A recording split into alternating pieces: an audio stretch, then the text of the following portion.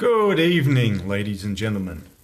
I sit here in my 35 square meters of glorious gym empire, once again, ready to answer your questions while I enjoy a schnapps after a hard day's training people. It wasn't too hard today, in fact, because people away sick and others with their cars mysteriously broken down by the side of the road, probably being abducted by aliens, that sort of thing. So it wasn't too busy today.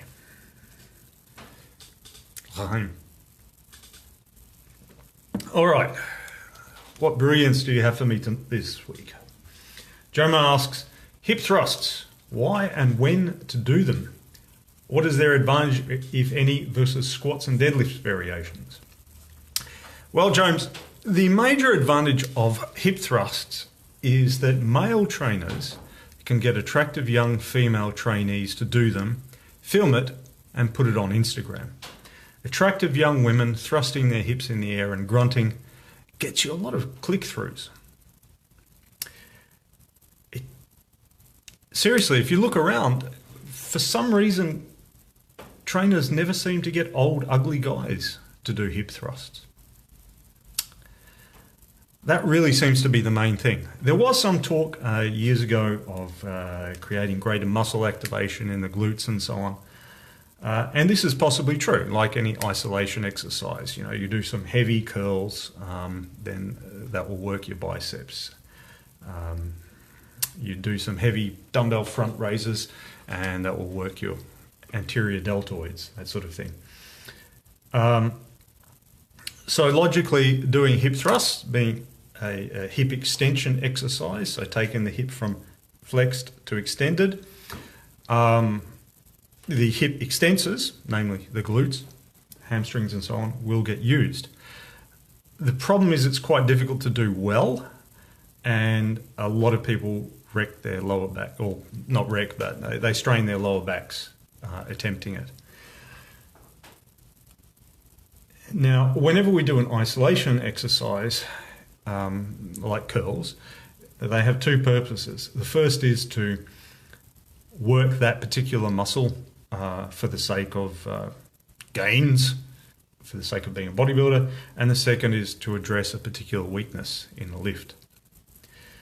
I have not prescribed them because nobody has ever come to me and said, my ass is too small, I need it to be bigger. They might have wanted it to be perkier, to lift up a little bit, but regular squats and deadlifts and that sort of thing will do that fairly effectively. And as for addressing a particular weakness, I haven't really seen a person who had a relative weakness in their glutes, except in as much when people are new, everything's weak. And so again, just regular old squats and deadlifts and their variations will do that. So, but the main reason I don't prescribe the hip thrust, well, the two main reasons are, firstly, as I said, a lot of people hurt their lower backs doing them. And the second reason is it makes the person feel stupid. And rule number one in the gym, after don't hurt people, so rule number two. Number one, don't hurt people. Number two is don't make me feel stupid. You know, most people are self-conscious enough in the gym already. And if you make them balance on a Bosu ball or thrust their hips in the air or something like that, they won't come back. So, yeah, but the major use is it's really great for click-throughs if you use the right model for the exercise. Jason asks, what supplements would you recommend in addition to creatine as part of a strength training program? Honestly, Jason, nowadays I wouldn't even recommend creatine. It's not harmful, and it can be helpful, but most people don't really need it. So for those who don't know, in the body is a thing called adenosine triphosphate, and this is your basic energy-giving thing. What happens in the muscles is that adenosine, it's a little circular molecule, and triphosphate, 3 phosphates. One of those is released and goes off, and you have adenosine diphosphate, 2 phosphates, and that process releases energy. That energy then goes on to help you contract muscles and that sort of thing. Now, what happens when you're exercising is that the local ATP gets all used up. So, for example, if you do a set of curls to failure, why can't you do an 11th rep after doing 10? It's because the local ATP has been used up. So if you ever find that if you just rest a moment and then you're able to go again, it's because the blood flow brought fresh ATP to the muscle. So one of the adaptations of training is that your body gets better at producing ATP, and circulation improves, bringing fresh ATP to the area more quickly. Now, the role of creatine is that creatine is actually creatine phosphate, so it has a spare phosphate, because when you have adenosine triphosphate and it loses a phosphate and releases energy, to make more, you have to add a phosphate on, but it consumes energy. So the energy consumed comes from other things, and the spare phosphate is donated by the creatine. Creatine can be made by our body, and it also exists naturally in foods, most notably in muscle, is steak and chicken and so on, which is animal muscle. So obviously they have creatine as well, and so it gets donated to them. So the theory is that in taking creatine, we'll enable ourselves to quickly make more ATP, and we'll store more locally, and we'll be able to get an extra rep or two out. But the effect, it doesn't have an effect on everyone. And some people, they have to find the right dosage because they take a lot, they get squirts. And the effect that it does have is relatively small. It's an extra rep or two. This small effect is going to be lost in the normal day-to-day variation of, last night I had a good solid 8 hours sleep, and then next night before next workout I have 6 hours sleep. Or today I had a big breakfast, and the other day I had a small breakfast. So that normal day-to-day variation is going to be much greater than the effect that creatine shows. So I'm a big believer in the 80-20 rule, that 80% of your results will come from 20% of the things that you could do. So I would look first to getting good sleep and making sure all the food is nailed down right before I worry about things like creatine. It's not harmful unless you take it in very large doses, then it gives you the squirts and then it goes through your system. No. So it's not harmful, but and it does have a positive effect on most people if they have it in the right dose.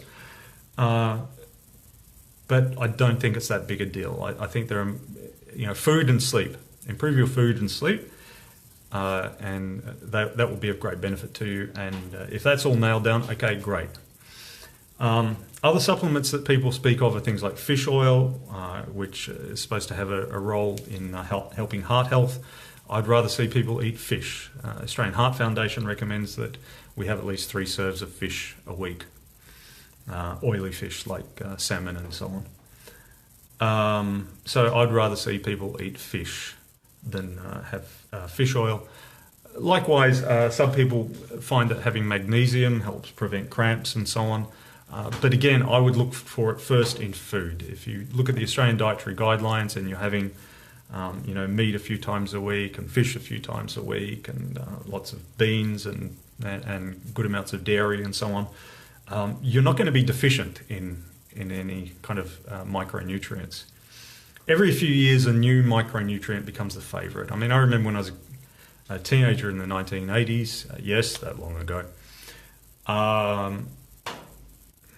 vitamin C was the big thing. And, there were recommendations being tossed around to have amounts which would be equivalent to, having 100 oranges a day. And I do not believe that the human body has evolved to need more amounts of nutrients than we could get from food. If we genuinely needed that, we'd all be dead. The human race wouldn't have continued. So the short answer to your question, Jason, is none, and not even creatine. I recommend going for good food, really. But there are other things that people speak of, and in most cases they are not at all harmful.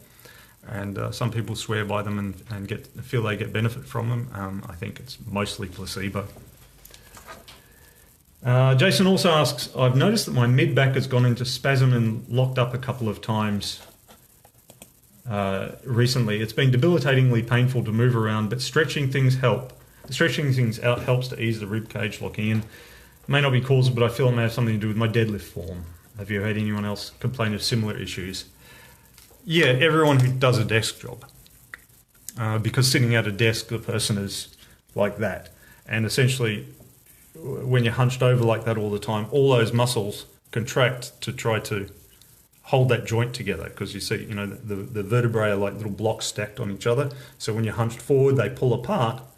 So the muscle that's going in between those two blocks is going to try to contract to pull that joint back together. Just as if you break or dislocate a limb, all the muscles around it will seize up, or if you have a fall, all the muscles will seize up because they're trying to hold the joint together. So people who work at desks will often have, of course, lower back pain, but also mid-back pain, hunched over the desk all the time, or cyclists for the same reason, because they're hunched over the bike. Now, can deadlifting make this worse? Well, it depends how you deadlift. Commonly, the guys who have that hunched over posture, when they set up in the deadlift, they'll be able to get their lower back pretty nicely flat, but their upper back will be hunched over. You'll see that quite a bit. For some guys, that's not a problem. For you, it may be. I would, in the end, this is quite an individual thing, and I'd have to see the form. But speaking generally, no, I don't find that people get upper back pain from their deadlifts. I find that they get upper back pain from sitting at a desk.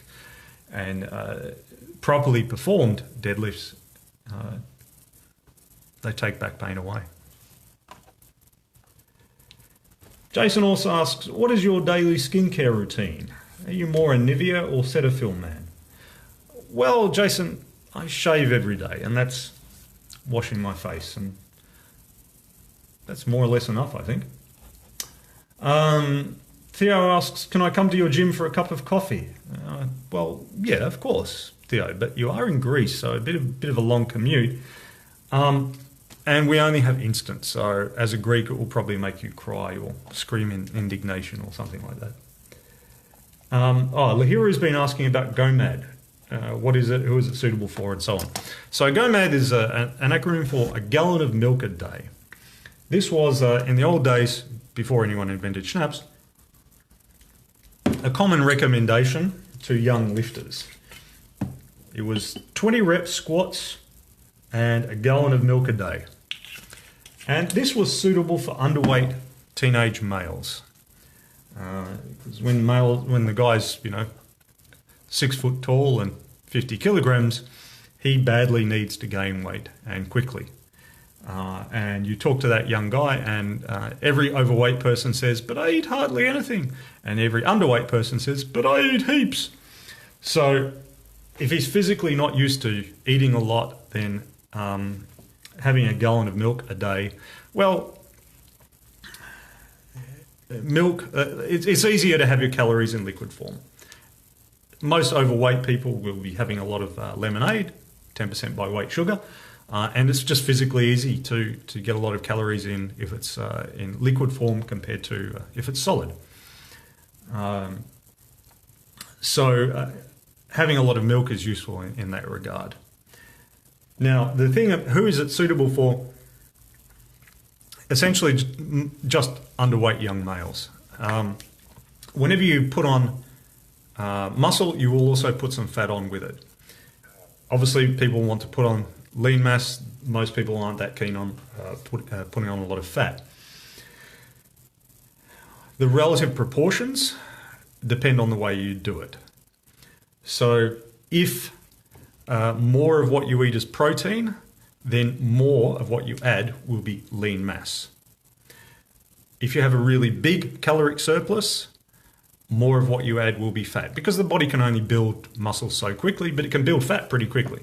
So if you have a 1,000 calorie a day surplus, a lot of what you add to your body is going to be fat. And if you have 100 calorie a day surplus, much more of what you add to your body is going to be lean mass. Of course, if you lift weights, that encourages your body to grow lean mass. So depending on how hard you push that in the gym is how much will grow. Being younger means that you put on lean mass more easily, and being more male means that you put on lean mass more easily. So your ideal GOMAD candidate is the 15-year-old. And as well, if you are more underweight, your body kind of wants to be a healthy body weight, so it will put on more lean mass than fat mass if you're already underweight. If you're already overweight and you do GOMAD, then your body's going to put on more fat mass than lean mass by far. So the ideal candidate for GOMAD is the underweight young male, like who I eat hardly anything. And the absolute worst candidate for GOMAD is an older, overweight woman who doesn't lift. I've had a couple of guys do large amounts of milk, but usually only for a few months, and that was to take them from underweight to a healthy body weight. For like a guy my height of 5'10" or something, to take them from like 60 kilograms to 75 kilos or something like that.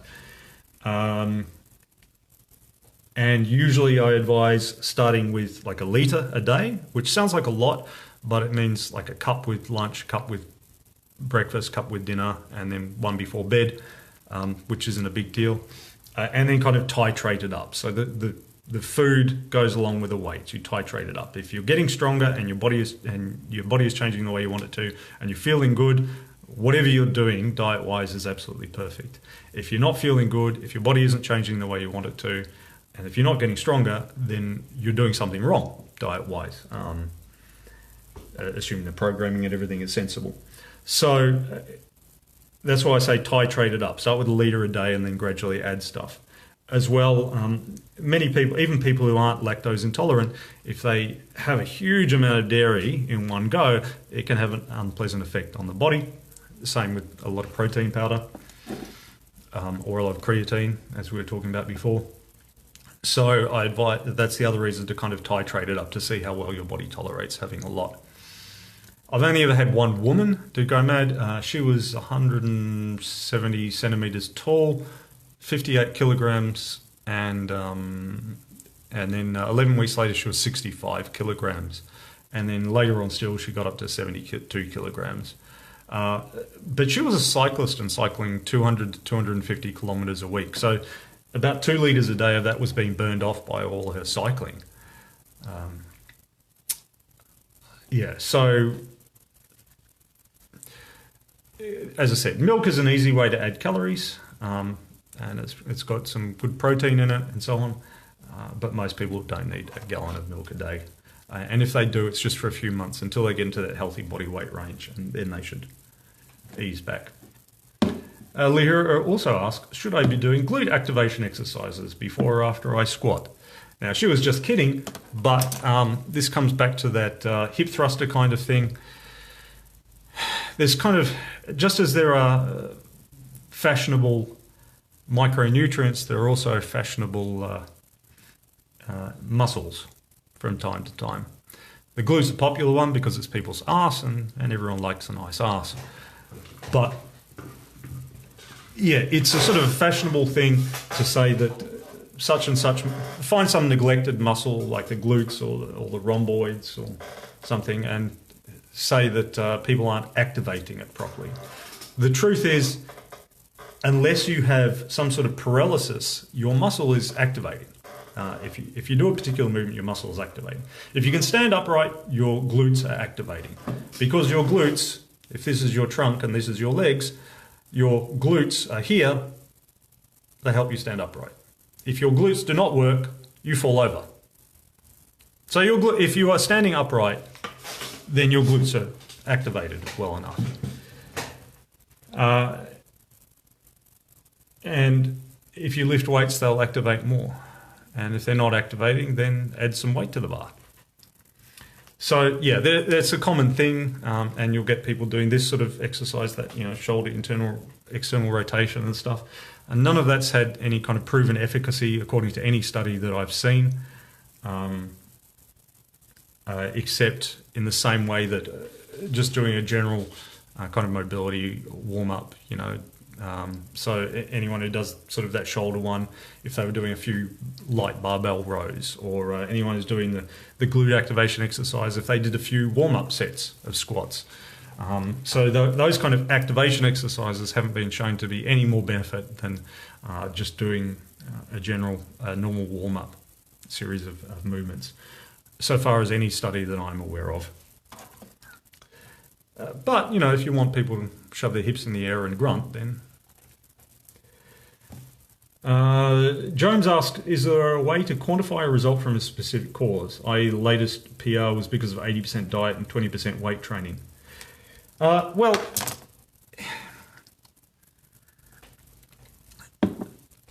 in some individual cases it will be.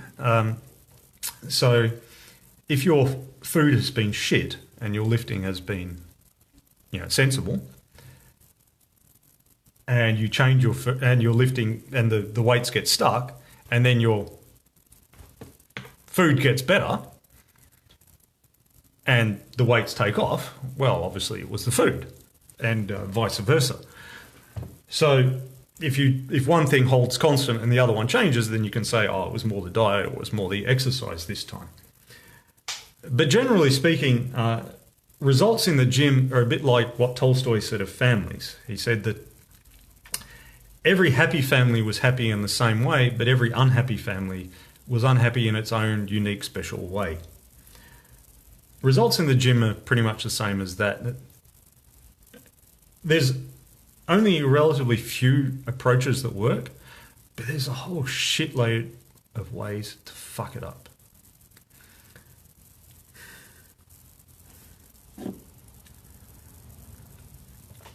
All right.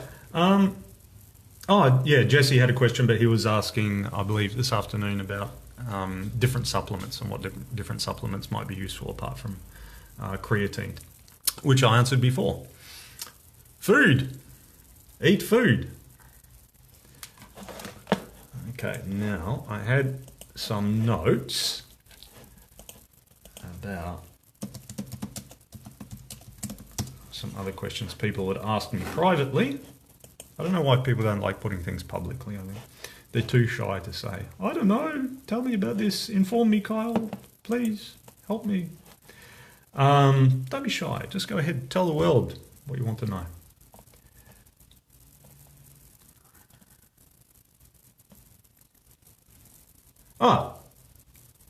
Daniel Pink's Drive. Yeah, another shout out to Ramon. Some years ago, Ramon told me about a book called Drive by Daniel Pink. And it's talking about the corporate world and what motivates people to work. So apparently, when they study it, so the thought is, if you throw lots of money at people, that they will work better. But when it's actually studied, what they find is that when it's simple tasks like this, the doohickey goes past you on the conveyor belt and you put a nut on the bolt.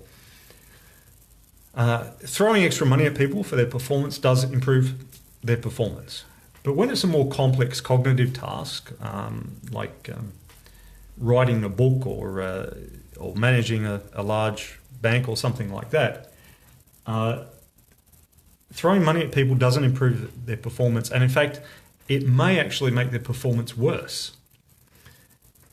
The reason for this is that they become focused on gaming the system to maximize the rewards rather than on doing the things that the rewards were actually meant to be an incentive for. An example is Dick Smith collapsed. It was a big electronics chain here in Australia. And one of the reasons it collapsed was that the middle managers were given a bonus if they could get big rebates from the wholesalers. So when they did a big purchase, they'd get a big rebate. So what they ended up doing was buying like 12 years of supply of batteries, for example. So they had all this stuff that they had to store and they didn't need and was going to go bad and get thrown away long before it could be used.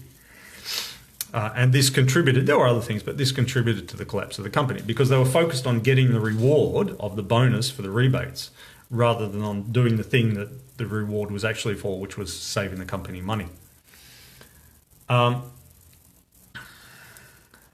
Now, so this actually has applications for the gym. So what Pink said was, what actually motivates people for more complex cognitive tasks was autonomy, mastery, and purpose.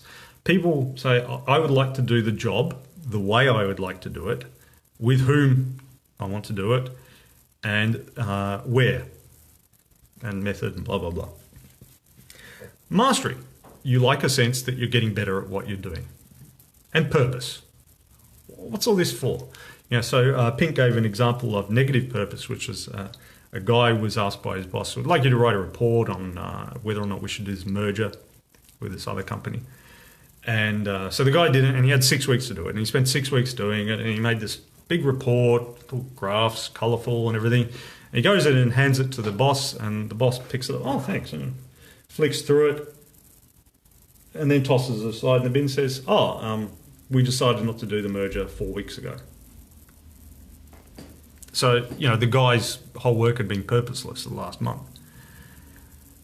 Now, applications for the gym.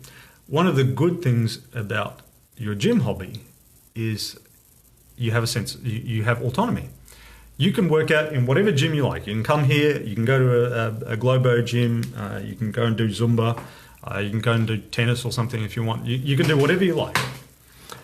You get to choose who you work out with if you choose the right gym. You get to choose what you're going to... Am I going to do kettlebells? Am I going to do barbells? Am I going to play tennis again? And you get a sense of mastery. One of the good things about the barbell training is there's a tangible sense of mastery. I lifted 20 kilograms before, I'm lifting 21 kilograms now. I'm better. There's no argument about it. I'm better. And of course, there's improvements in technique and so on that are less tangible, but nonetheless which you feel over time. And purpose. Well, I got rid of my back pain. Or I now have better posture, or I'm physically larger, so I'm more confident in dealing with other people, or physically smaller, so I'm more confident in dealing with other people, or whatever your preference is. So that's some insights from a workplace, which we can take to ourselves here in the gym and with what we do. And if you think about that more systematically, that looking at things, what I'm doing in the gym or what I'm doing in sports, is it giving me a sense? Do I have a sense of autonomy? Do I have a sense of I want to do it this particular way with these people, and I get to? And do I have a sense of mastery? Do I feel that I'm getting better at things? And do I feel that it all has a purpose? If you think more consciously about these things and more systematically about these things, that will tend to make your gym experience better, or allow you to move towards a more productive and useful gym experience. Well, guys, I hope you found that interesting. And always remember, there are many ways to do things. I've told you the way you should do things. If you do it otherwise, you are wrong, and strong is not for you.